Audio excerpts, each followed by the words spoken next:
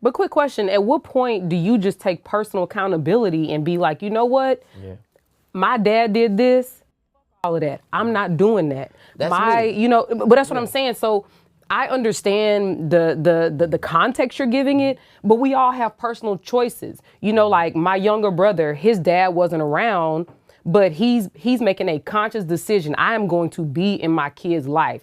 I'm going to raise a family with their mother. We are going to be married. We have the nuclear family because this is what I want for myself. And I think that a lot of times a lot of content makers make the argument that you're making and say that, well, that's why. It's not why. No, but they rely on that, saying that's the reason. Okay. Is that reason plus lack of an accountability? Well, that's what it is. We're talking about core. Well, I'm talking about core. You're talking about solutions. I'm talking about the core problem. That's where we're different. No, the problem is lack of accountability. The problem isn't the lack of accountability when it's new. Now, when we can sit back here and say 3 generations later, you've lacked accountability and you've lacked accountability, I'm not going to be that person to make it. But when it's a fresh cut, it's hard to solve. So now we have, like, for example, I didn't have my father there my whole life, right? But I don't emulate him at all.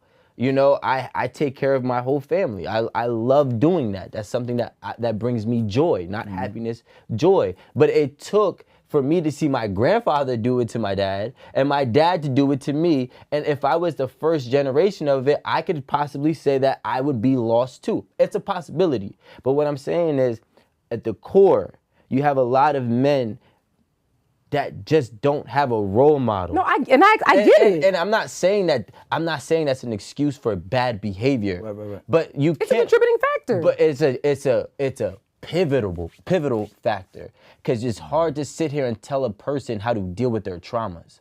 It's very hard. And I've learned that because you cannot have a dad, I cannot have a dad, I could be a great dad, you could be just like yours. And but why? But he's still accountable. But tell us why. Why what? Why, if you both come from the same circumstances and you choose to do something else, would it? Because the thing is that the variables. I mean, this is constant.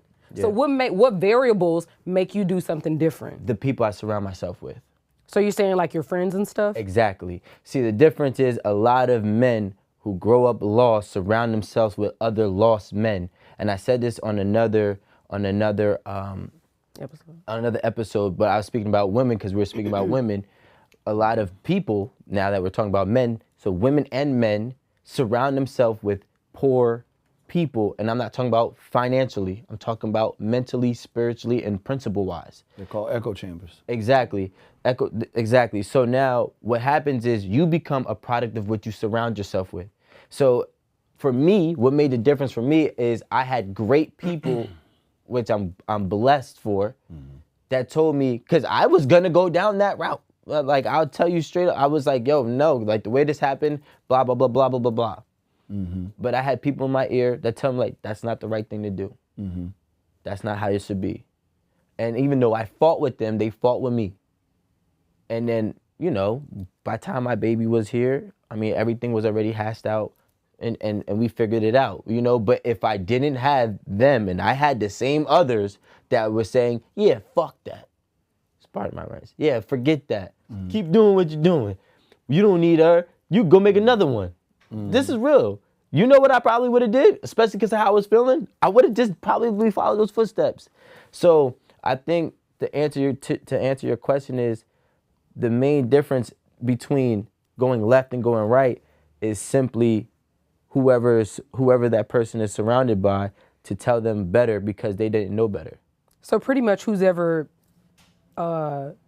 pouring into you. Yeah. Yeah, whoever's pouring into you. And I think I'm also like, it's so funny because I never thought in my life I would say this. Almost all of my friends are married. Right? And I didn't realize this until recently. I'm like, yo, this is my close friend and he's married, and this is another close friend of mine and he's married. This is another close friend of mine, he's not married, but they've been together for 7 years. That's married. Like, you know what I'm saying? This is my other close friend and he's wilding, This is kind of fun, but this all looks more stable. So now that I'm having more people, Yeah, it's more stable, right? So now that I'm having, but don't get me wrong, we always get tempted by the wild side, right?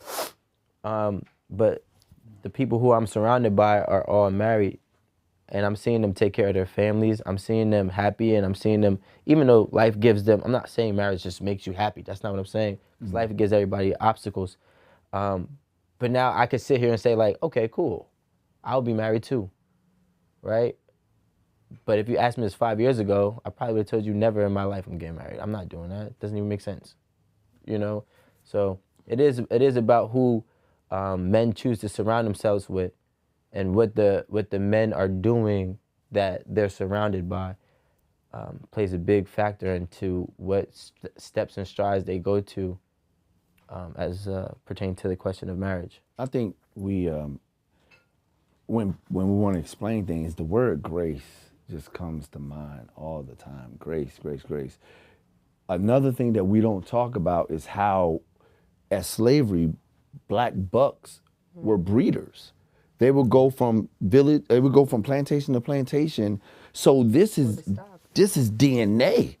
That all this trauma is in our DNA. It's almost like, because I grew up around, my mom was very emotionally available. She was very affectionate, which is why I'm a very affectionate man.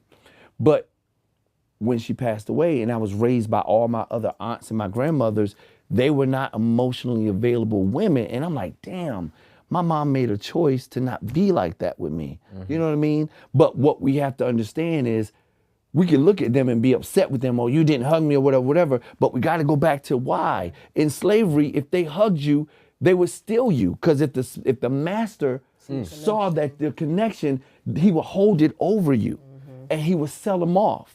So they would never hug you. They would never kiss you. We as black people, we got to do a better job of giving each other grace, and understanding there is a reason why we do what we do. Do you know eating watermelon is from Africa?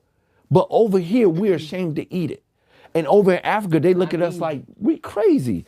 That is one of the most nutritious, it's hydrating, it's all these things. Cooking out on the grill, that's an African tradition.